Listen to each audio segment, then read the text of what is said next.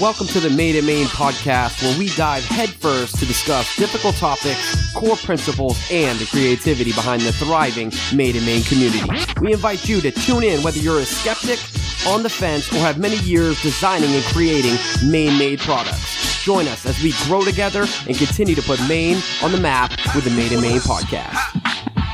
All right, Dan, what's going on at Box of Maine? So we've gotten a little bit of a boost in sales. I'm assuming it was for Valentine's Day. We were running some Valentine's Day sales, and we put whoopie pies and Needham's chocolates on sale.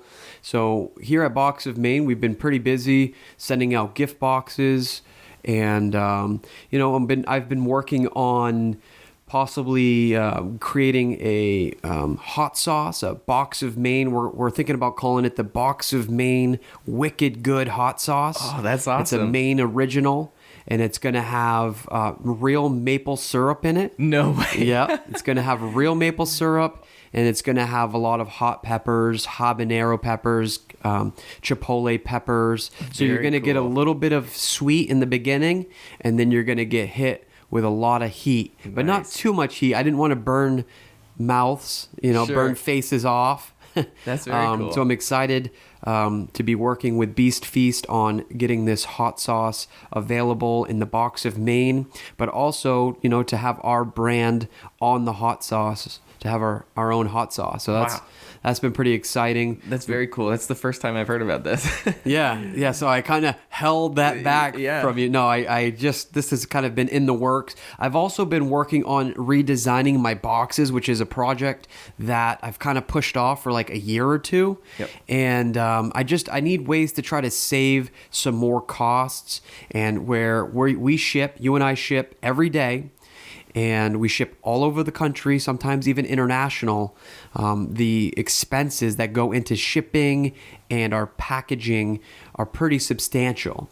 And so I was looking at the numbers, and I was like, I really got to figure out how to get this down because the shipping rates are always going up. Like every year, the carriers are increasing their shipping rates. A lot of times they don't give you a heads up on it. I feel like the past couple times, have you noticed that? Yeah, USPS usually does like a yearly increase, and it's usually around this time is when they do it. Yeah, and it's like 2-3%, which may not seem like a lot, but when you send out 10,000 packages, that's a lot.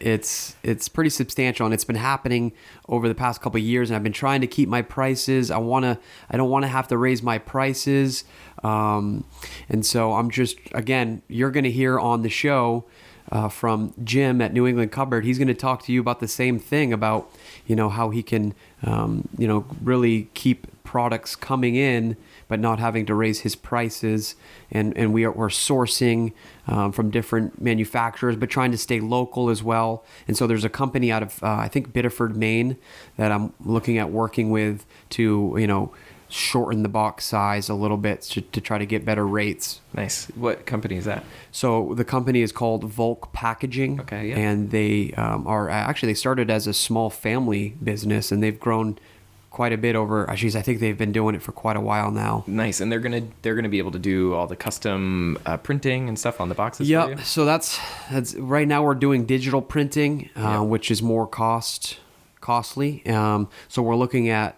doing more of an upfront cost with I don't know what the actual process is called. He's like die cutting with printing plates and ink. Yep. So I think maybe it's a little bit more of an older fashion or old school way of doing it, but it's going to be a lot cheaper to get the boxes printed that way.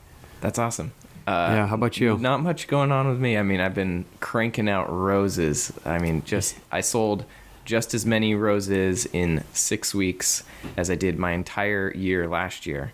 So a huge increase in those. And that's really just because I ended up making an ad on Facebook for them, specifically for Valentine's Day. And I just ended up, I think, really hitting a chord with the audience I was aiming at. And it just kind of went off. And that's great. Yeah, it doesn't always do that. I've spent, last year I spent almost $10,000 on Facebook advertising, and I had a couple that blew up, and I had a lot of ones that was just wasted money. So it sounds like you... Yeah, this one just ended up working out really well. I mean, I spent more on it than I normally do on any of the advertisements I do on there. and it just ended up. I just think the content of it was right. There's a lot of things, right? So the content and the targeting had to be very specific, and I think that's just kind of what drove it. And it just happened to be at the right time, the right people, the right so everything just kind of fell right into place. Yep. The engagement, it's really, really important to get the likes and shares and comments on those posts, because that's what's going to really keep it going. Yep. So that's pretty much what's been going on with me. So we're going to get into the interview, and let's find out how Jimbo puts Maine on the map.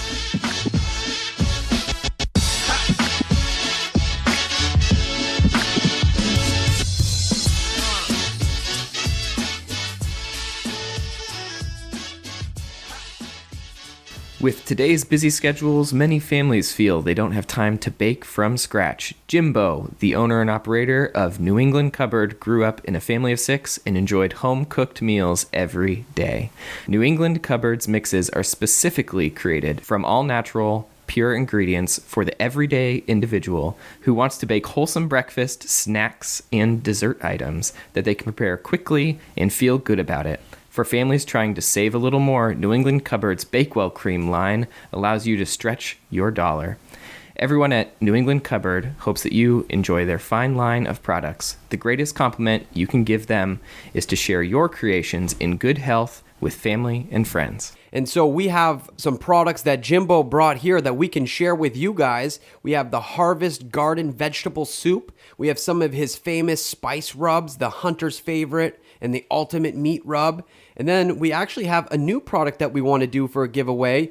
All together is the Jimbo's Everything But the Bagel Seasoning Blend. And this isn't even out on the market yet. And then last is the Bloody Mary Mix. And so you got a great combination of products here. So you're going to need to listen to the end of the show to figure out how you can get your hands on some of these great homemade favorites. All right, so we got Jimbo here from New England Cupboard. Hey, Jim, how's it going? Super, yourself? Great. Thanks for coming by. We appreciate it. On the Made in Maine podcast, we're trying to highlight Maine businesses, and Jimbo here, he's got quite a few different products. And we're just going to dive right into it, Jimbo. How did you get started with this? I've always, my background is kitchen. I worked at a lot of hotels, a lot of restaurants, so a lot of cooking, a lot of, I was a sous chef for quite a while. Lived out in Denver for a while, born and raised in New Jersey. Lived out in Denver for a while, owned a catering business out there. So I was always into the food production and things like that because I love to eat and love to experiment in new things. Me too. So you started off in the food industry a little bit, delved into a dabble a little bit here and there, and how'd you end up getting to Maine? Married a Patton girl. Oh wow, Yeah. Up north. That'll do it. Yeah. Met her when I lived out in Denver. Knew her sister. She came out for the wedding, and we met, fell in love, and then we had a child and moved to Maine. Hey, that's awesome. My parents they fell in love out in Santa Monica, California, and they just kind of wanted to. Wow. They wanted to raise a family in just a different place, and Yep. And we had some connections out here in Maine, so they came all the way to Maine, and that's where we're at. We're stuck here now, right? Yep. She's from a small family. She's the youngest of 12. Yeah. And so you ended up getting a place here in Maine, and so what was your first job when you got to Maine? At that point, when I left Denver, I was in sales. So I was in beer sales, wine, soda, things like that. Yeah. So I sold a lot of domestic and imported beers. So you kind of had some experience in the food part of things, and then you had some more experience in like selling and getting in front of people, customers. Yeah, I was kind of getting a little tired of the restaurant business because it is very high paced, and you kind of get burned out a little bit. Yeah. So, but I still wanted to be in the mix of it. So sales did a lot with the beer, the wine, and sodas and things like that, spirits. Yeah, and then so you did that for a while here, and then how did the whole New England Cupboard thing start happening? Well, as the guy I am, I like to experiment with all different types of stuff. So I bought some spice rubs and used it. Wasn't too keen on it. I said to a typical, I can do better than that, and just started making it and gave some to friends, and they all loved it. And they said, you should run with it. So I did. So I started producing a little bit out of the house. Then I met a lady by the name of Diane Lovejoy, who owned New England Cupboard, and talked to her about it. And she wanted to take it on, so I worked with her a little bit while I was doing another job. And things progressed, and she started selling it, and I produced it there. So you have, under the New England Cupboard, you have several product families. What are some of the different families that you have? Yeah, that's kind of one of the hard thing to explain to people sometimes. When they look at it, they think I'm a manufacturing facility, or not just a manufacturing facility, but a distribution, I should say. So basically, they're all home-based companies that were bought out throughout the years. New England Cupboard bought out the Winterport Company, of course, was in Winterport. They did cookies, popovers, and dips. And then Bakewell Cream, which was developed in the 1940s. Yeah, let's stop right there, because I feel like when we met, Jim, I think it was at like a trade show or something. Yep. When you and I personally met for the first time, we had been getting some of your dips, I think.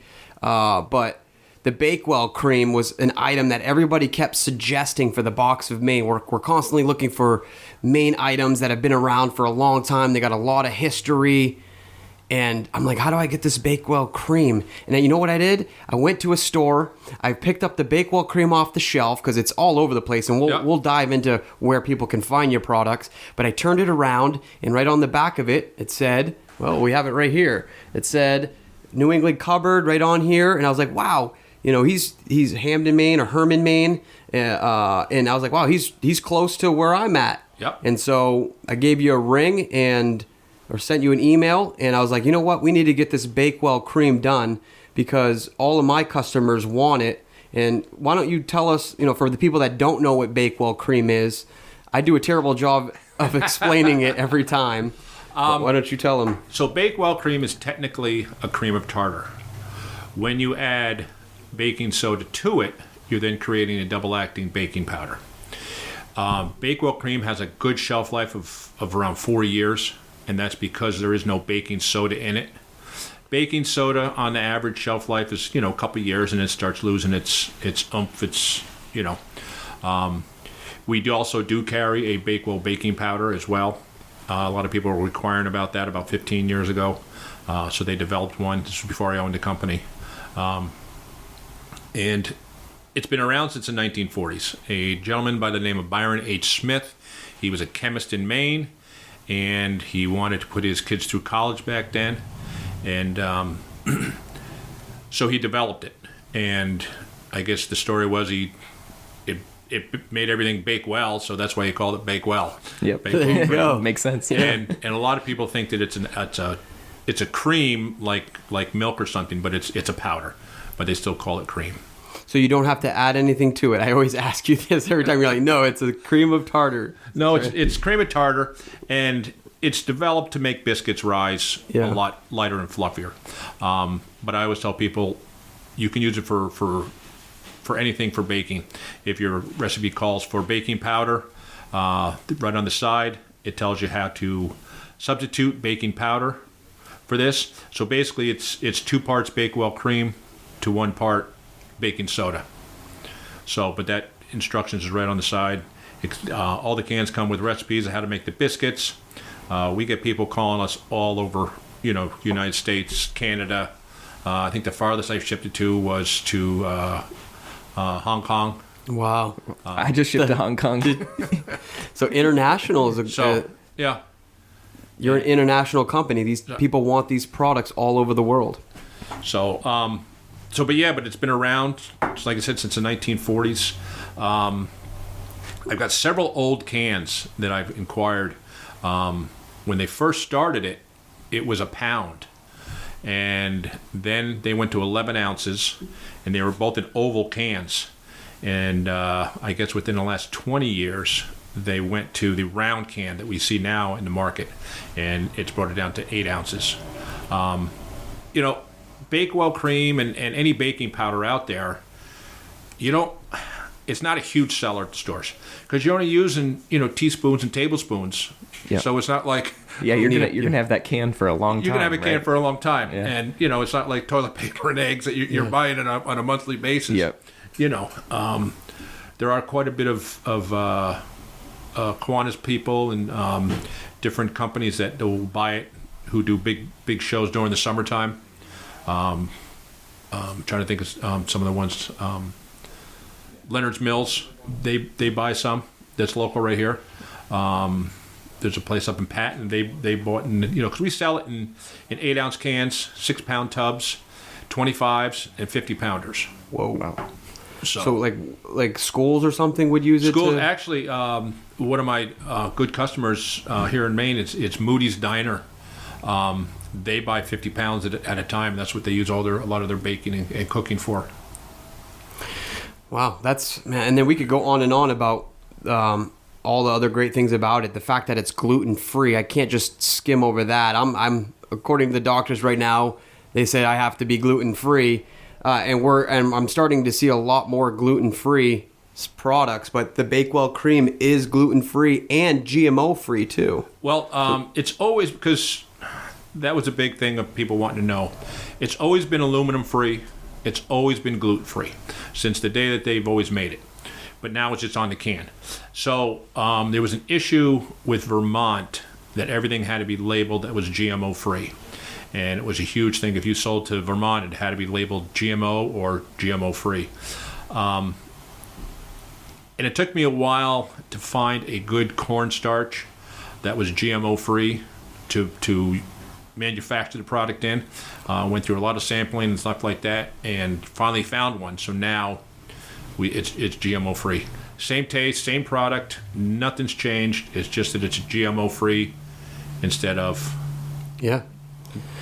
No, I think you gotta keep up with the industry standards, right? You can't. Oh yeah. I mean, a lot of people they don't want anything to be changed at all, and that's not always the case. You have to make those small tweaks because you want to be able to sell it in Vermont. You want to be able to sell it in all 50 states. Oh yeah, yeah. So let's just bring it back. So you got the business. What year around that did everything kind of fall into place? Well, I've owned the company about 11, 12 years. And like I said, so New England Cupboard bought out the Winterport Company. Then they bought out Bakewell Cream. I came along, had a line of spice rubs. Diane kind of took me under her wing. Super nice lady. We worked for a couple years together, and then she came up to me one day and she says, I'm tired of lifting 50-pound bags of flour and sugar and all this stuff. And she says, I'm going to sell. She actually had somebody who wanted to buy the business right then and there. He had a check in hand and says, and she says, I'm giving Jim the first opportunity first refusal, I should say. And I was like, okay, great. So of course, was that something you were thinking about though? Like you were working side by side with her, but you were doing your spice thing. She was doing the other stuff. Yeah. Right. And then I'm guessing you developed a good relationship there where there was some trust. Why did she want you? Because the other gentleman that was going to buy it, with how I'm understanding it, and I'm hoping I'm not misspeaking, but sure. I believe he was going to maybe not move it out of the New England states, but he was going to move it out of Maine. And she knew I was more of a family man, small town guy, keep a small town family operated business, and it was going to be more of a bigger scene. So it took me. She gave me, I forget what it was, 30 or 60 days. I think it was 30 days to figure out my finances. So. Yeah, no, I'm guessing, with all of these different products and really, multiple business. I mean, one umbrella with all these other businesses underneath of it. Yeah. I'm guessing it was, quite a bit of money to get all of that. Oh yeah. Yep. We were renting a building. It was in Bangor. We were renting a space inside of a building, and it was getting run down. And so I started looking. I need to expand. Her hours, she was kind of doing it part-time, and I did too when I first took it over, and decided, okay, I need to step it up quite a bit and kick it into gear. So I quit my job and did it full time, and just started changing things and moving forward, and that's where a lot of the sales came in. That's one thing she's always said. She hated the cold sales. Yeah. So you said you were in this. You were renting a place. It was starting to get run down. Where'd you go next? We ended up buying a building in Herman.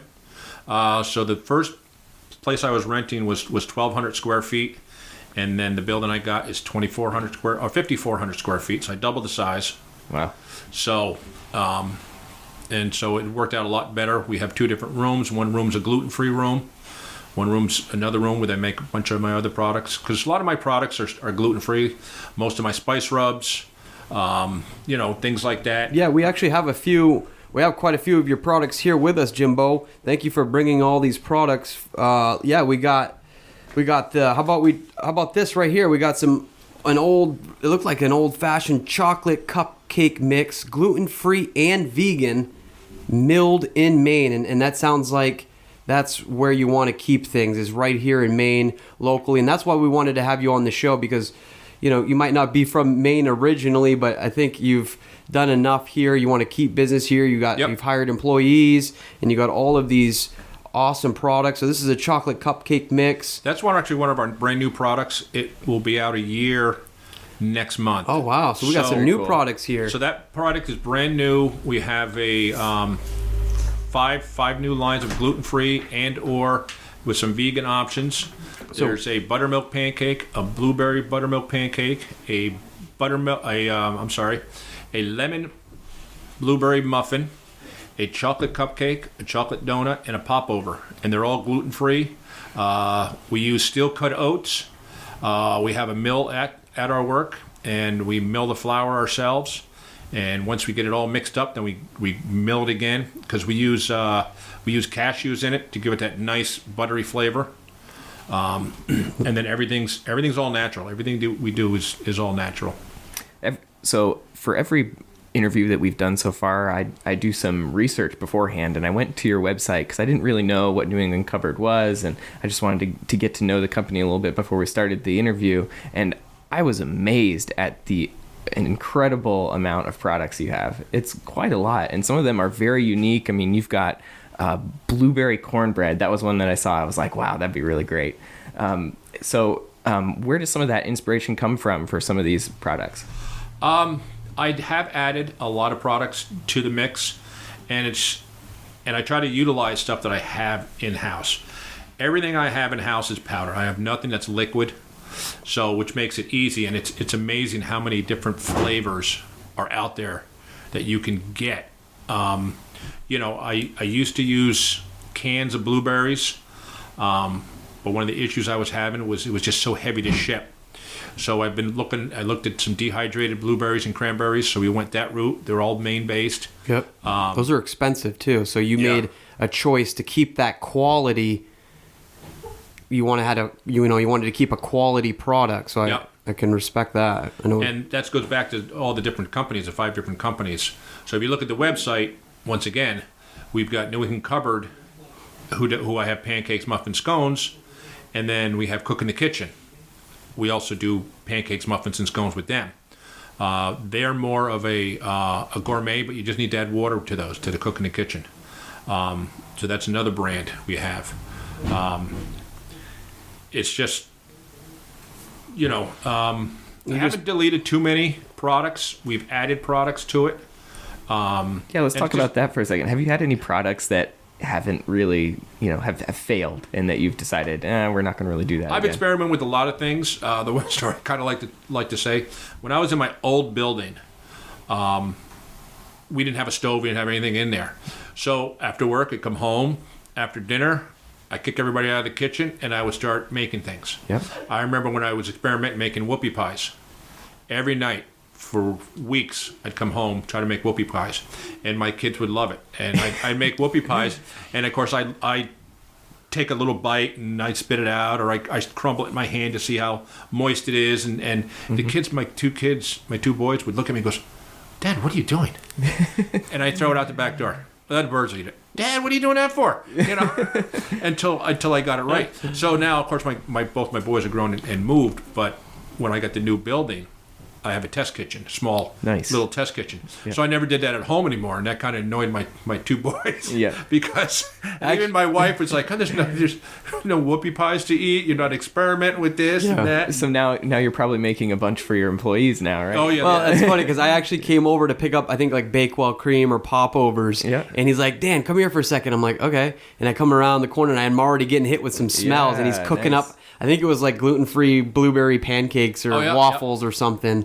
And he was in there chefing it up, just kind of, you got to keep things healthy and get the new products going. So you've had a couple products that, might have been duds. Probably the dud, I experimented with barbecue sauce for a while. And down to, I had a big party at my house where I made ribs and all kinds of stuff, and I had 3 or 4 different types of barbecue sauces for people to try, and that's what you got to do. You got to try different experiments. Yeah. Probably the funniest thing at work one time, the employees came in one morning, and I said, I got some bad news for you, and they kind of looked at me like, uh-oh, is it company closing or what? I said, well, sit down. And they're going, what? I said, we got a new mix. I go, it's a Bloody Mary mix, and we're going to drink Bloody Marys this morning. Here's the vodka, here's the Bloody Marys, and we're going to sit here and drink Bloody Marys. Oh, boy. That's a rough job, right? But they're always teasing me about, I think we need to test this. We haven't tested these cookies in a while. You better do a test check on them. Yep. So you have a Bloody Mary mix. You have, I see some other products here that you brought with us, Farmhouse cheddar cheese soup and a Harvest Garden vegetable soup. Now, what's the process on this here? How do you... The soups are very easy. Like the Harvest Garden vegetable soup, there's a little critiquing on each one, but I believe you bring 5 cups of water to a boil, throw that in there, mix it up, let it simmer for 15 minutes, and you're done. Yep. It's got the vegetables in it. Yep. It's all ready to go. This is excellent. You know what this makes me think of is growing up, my father, single father, a lot of times we had to get something that he wasn't big in cooking, so we needed some stuff that was prepared. And a lot of times we ended up eating like hamburger helpers and some of the stuff that just processed and not very good, but it was easy and convenient. But I'm not saying that's the case with yours, but this soup thing reminds me of something like it's fairly easy to do. Like I could go home and probably whip this up, right? Well, like I tell people, different shows they try and they go, oh, that's really good, that's really good. And I said some people will take the Farmhouse cheddar, throw some leftover broccoli in there, or bacon. Yeah, some meats. Or meats, or same thing with the Harvest Garden. You throw a little, if you got some chicken left over, throw some chicken in there. Make it almost into a stew or type stuff. So we got the soups, we got baking, we got pancakes, and I know you got the popovers. Now, what's so special? Because I didn't know what a popover was, and that was another product like the Bakewell cream, where my customers just kept saying, "We want popovers." When I was asking for some new products to add to the box of Maine, and just like you mentioned, there's some products that do good and other ones don't. The popovers have been great for us. What makes the popovers so Maine based? Popover is basically a very eggy muffin. It has a lot of air pockets that can hold butter and jam. You have to have a special pan though, right? Well, yeah, there's a popover pan because you want the air to circulate. So it's almost like a regular muffin pan with half of the muffin cups missing. So, and then there's all different types of recipes and theories on how it's done. But you make up the mix, you pour it in there, and it just comes up over the side, almost like a little so bit it of pops over. Yeah, just so it like pops over. Yeah, exactly. Bake well, pop over. Hey, so if you're listening, if you need a name for your product, just think of the most simple thing that it does. Yeah. There you go. But the popovers do very well. We sell quite a bit of them. So we've talked a lot about your products, how to make them, where the inspiration came from. Now, where can people get the products? I have a business relationship with you where we work together wholesaling products to me that we include in the box of Maine. Can people, we've talked about they can find them in stores. What kind of store? Do you have a website? We have a website. It's www.newenglandcupboard.com. Gives a list of everything we carry. And Hannaford, several Hannafords locally here, Hamden, Bangor, Old Town. They carry the spice rubs. IGA has a lot of your products. IGA. There's a brand new IGA in Brewer that just opened up. I just delivered some of the gluten-free product over there, Bakewell. So how does that work? And this is just me. This is a question for me, like a business question. You hear, okay, there's a new, IGA opening up in Brewer. Now, do you use your connections with the IGA that you have up here in Orono, or how does that work? Do you give them a call? Do you just show up and try to get your product in there? It depends on what kind of store and what kind of franchise. Like the IGAs are pretty much independently owned. So you'd have to go into those stores and talk to the owners themselves. So you call them, email, show up? I'm not a caller or email. I'm a personal. Just show right up and say, hey. And it's amazing. My wife was always saying, how can you just walk in and say, hi, I'm Jim? I struggle with that, to be honest with you. I'm more of an email and then maybe get on the phone and hopefully get something done that way. But I like it. I like the... No, I'm more of a personal upfront, face-to-face. Yeah. I feel... Because when somebody emails me or something like that, it's just like, okay, you could have called or, Right. It's tough. I mean, people are busy. Yeah. Some people nowadays prefer emails. I prefer face-to-face or, Yeah, some people prefer emails. I prefer emails, mostly just because when I'm working, I can't really talk on the phone. My shop is so loud when I'm working, and so it just makes it so much easier when people email me, and I can get back to them when it's convenient for me, and then they can do the same. Yeah. And a lot of people tell me that I prefer email or call. So over the new IGA and Brewer, I had stopped in before he opened, talked to him, and he was just so busy. He says, stop in once I'm open. So I stopped in and poured over a bunch of product for him. Yeah, and hopefully you got something in there. So, yep. Awesome. So do you sell on any other platforms besides your website? No. People can call us. Yeah. 207-848-4900. They can give us a call and place an order over the phone. We're there Monday through Friday. Unfortunately, we don't have any set hours because we're not really a store per se. Yep. But people can stop by. All I say is call first.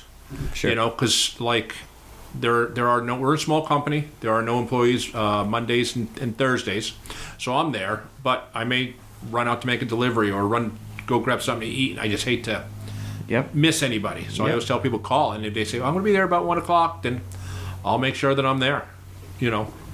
And I've also seen you at a lot of food shows and trade shows. What are some? Do you have any planned for this coming year? Well, the biggest one coming up right now is the Maine Food Show, which is down in Portland, which is March 15th, 16th, and 17th. 14th, 15th, 16th. But that's just for wholesale buyers. So any wholesale buyer that's out there who wants to go down and see that, it's made in Maine. I'm sure you probably 350 plus vendors. It's in the Portland Sports Complex. Yep. And it's a huge show. I'm there. I'll go down Friday, set up, be there all day Saturday, Sunday, all day Monday. It's a great show. Everything, all my ware's there. Everything's there. You bring out the whole shebang. You pack it all up.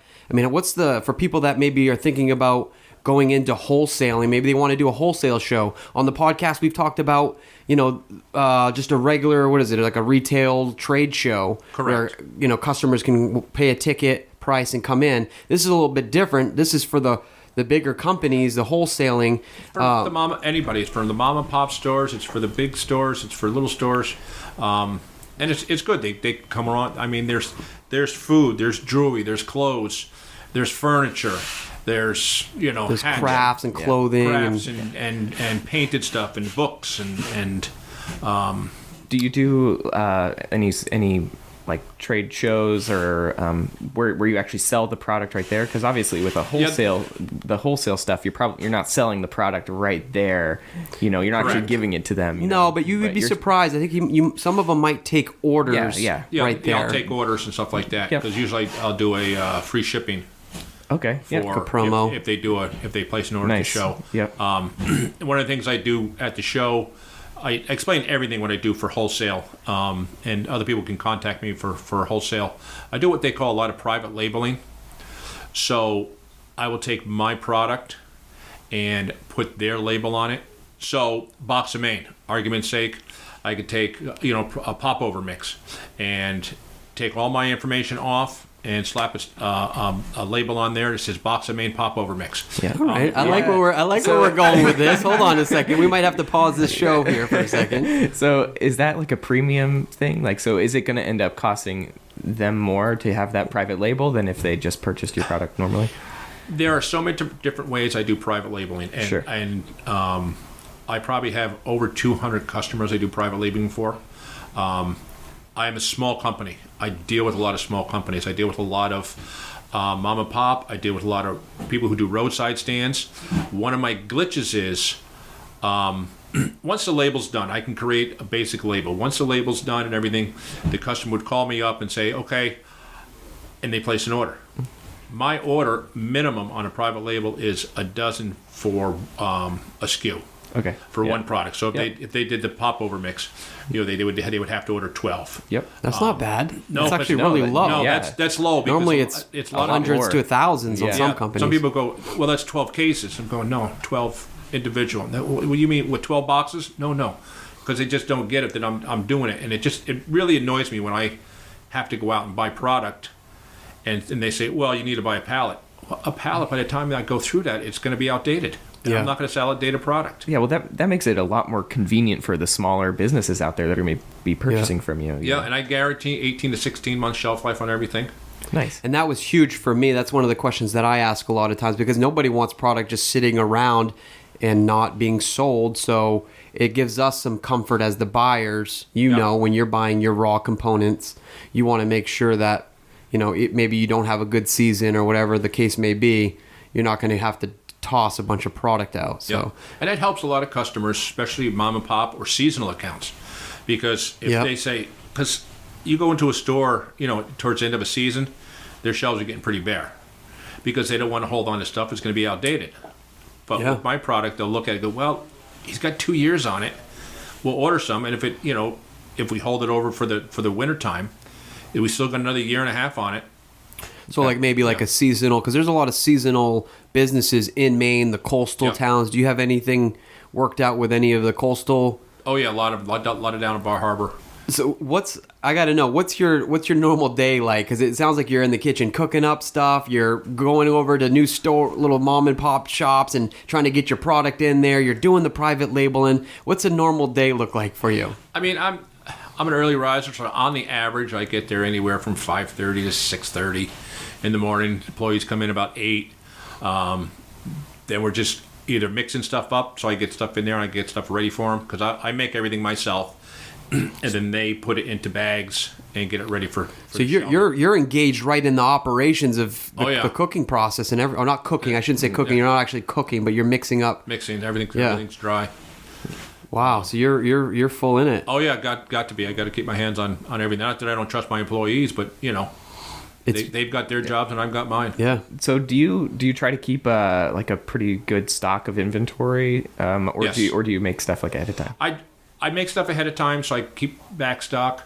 But I know, like right now, it's a slow time of season. Yeah. Yeah, For most of us it is. Yeah. January, February, March, everybody's on their diets and they're not going to eat the pancakes and the muffins and the scones. Yeah.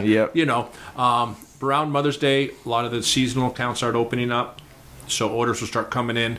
But this is a good downtime because I get to try new things. I get to because like one of the new products I got coming out right now is this everything but the bagel seasoning seems to be the new thing, and I love everything bagels.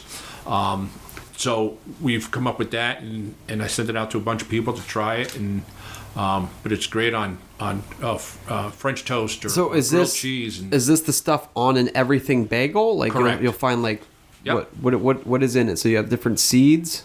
so there's poppy seeds, there's sesame seeds, Garlic and onion. I'm hungry. Yeah. So, but you can you sprinkle it on so many different things. Salads. My neighbor was asking me the other day. She's like, "God, what should I use it on?" And I said, "Try making a grilled cheese sandwich.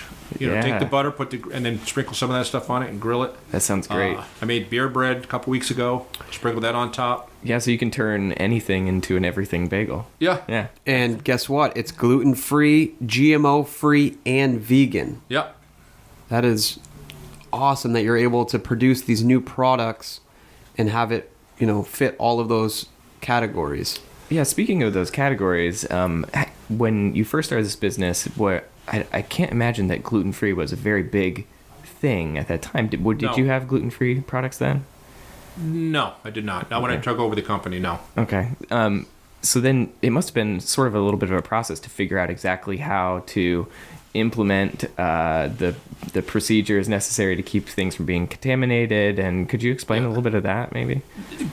Trying to make some gluten-free stuff was probably one of my toughest, because it's not easy to make a good product, because gluten-free stuff, breads, we'll take for example, dries out so quick. For a lot of people to understand, gluten is what holds things together. Basically, it's the glue of the. So you need something else that's gonna bind your stuff. Otherwise, it's gonna fall apart. That's why usually in a day or so it starts to crumble and fall apart, and it doesn't stay soft and but it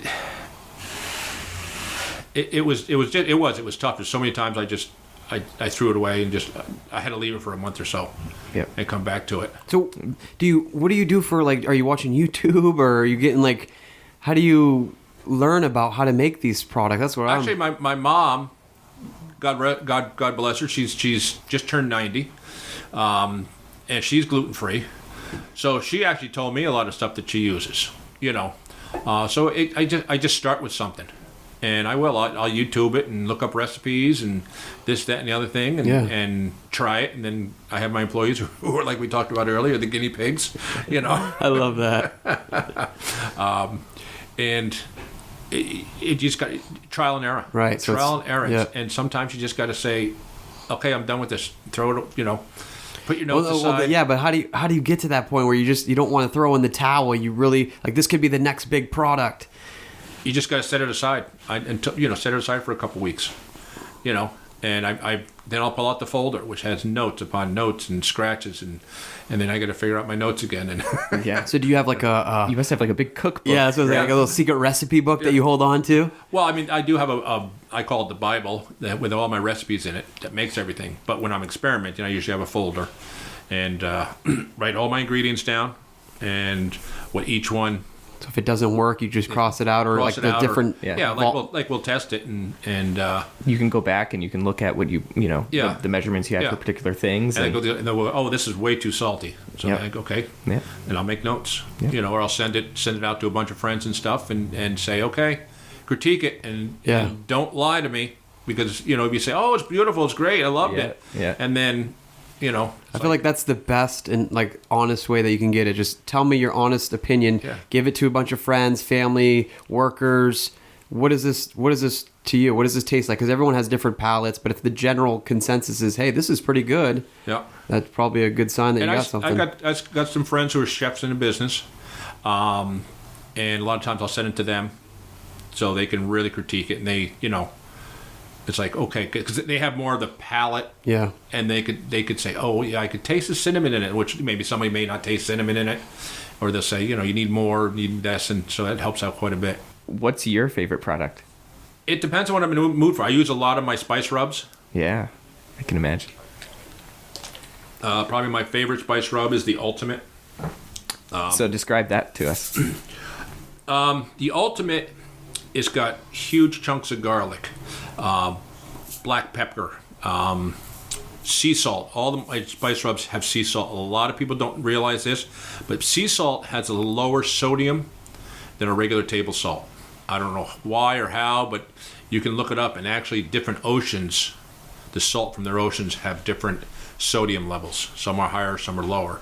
But that's why I use a lot of sea salt in my products, because I'm not a big salt person myself, which is kind of one of my downfalls, because a lot of people say, well, it needs more salt, and so you got to go with what the public wants. Right.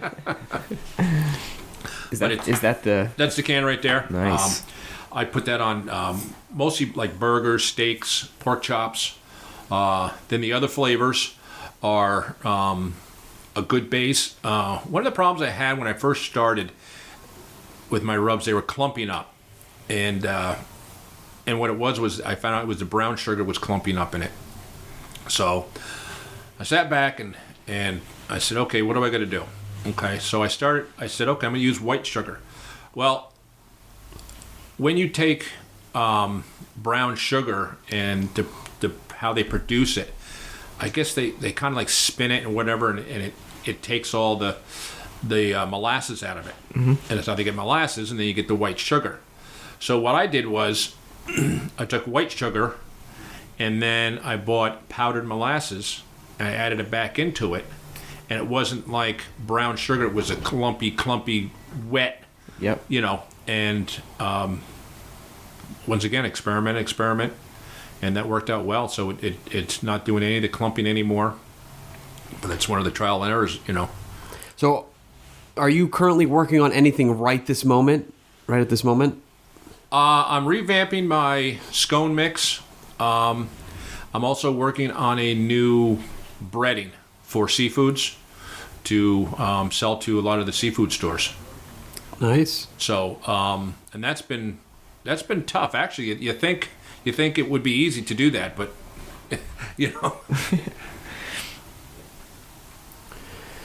So we know that you got the big wholesale New England Made show coming up in March. Do you got anything else planned for summertime or in the fall? I see you at the Harvest Festival every year, and that's at the Cross Insurance Center in November. The two biggest ones I do is a Harvest Festival and John Baps. So you do a John Baps one also. Yeah. Isn't that a craft fair? It's a craft fair, but the company has been doing it for years. It's a great show.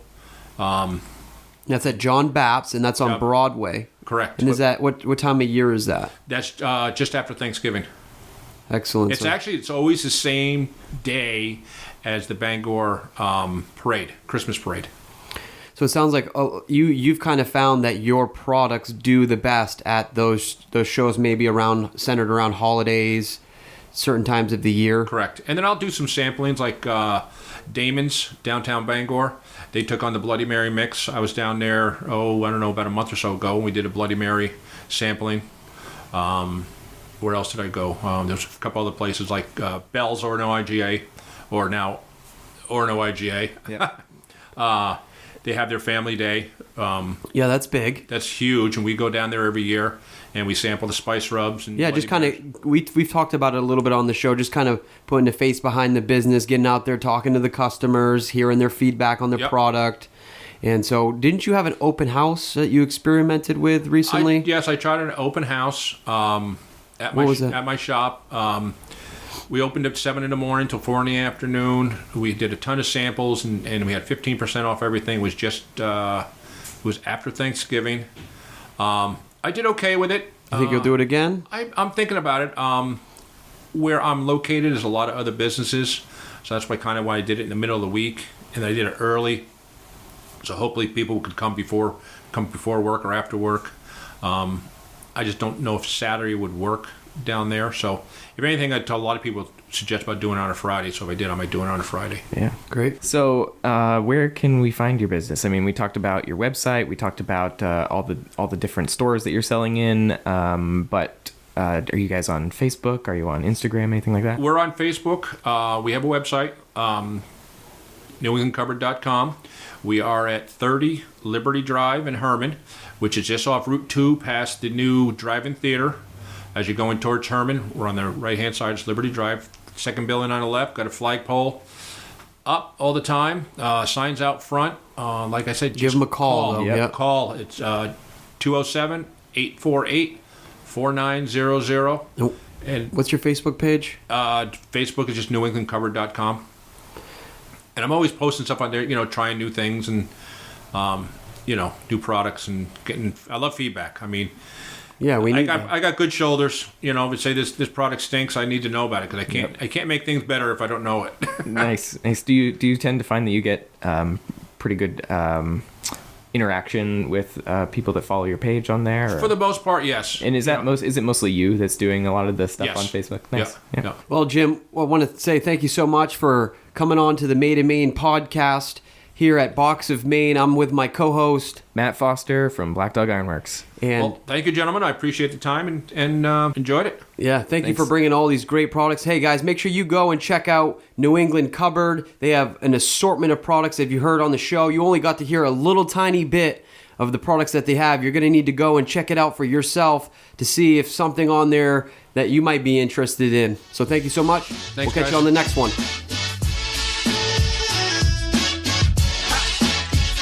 Thank you for tuning in to the Made in Maine podcast. My name's Daniel Finnemore, and what we have is a giveaway from Jimbo.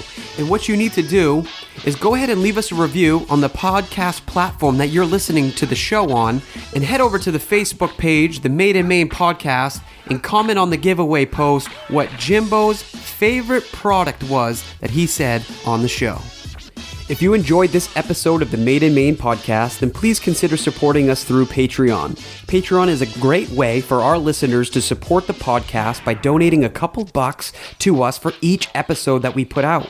The podcast has not been free to produce, from the equipment that we need to record these episodes to the fees that we pay to host the podcast. It does cost us some money, and any amount of support that you can give would be greatly appreciated. Right now, there are 3 tiers that you can choose from, and some of the donor tiers come along with some benefits. So head on over to our Patreon page at patreon.com/MadeInMainePodcast to learn more. You can also help us put Maine on the map by sharing episodes on social media sites like Facebook or Instagram, anywhere that you think someone would be interested in our content. Another way you can support us by leaving us a review on the podcast app that you are listening on, and we may even choose your review to share it on the next episode. You can find us on Made in Maine Podcast on Facebook at facebook.com/MadeInMainePodcast. You can also find each episode on the podcast platforms like Podbean, TuneIn Radio, Google Play, and now on YouTube as Made in Maine Podcast. Thank you for listening and helping us put Maine on the map.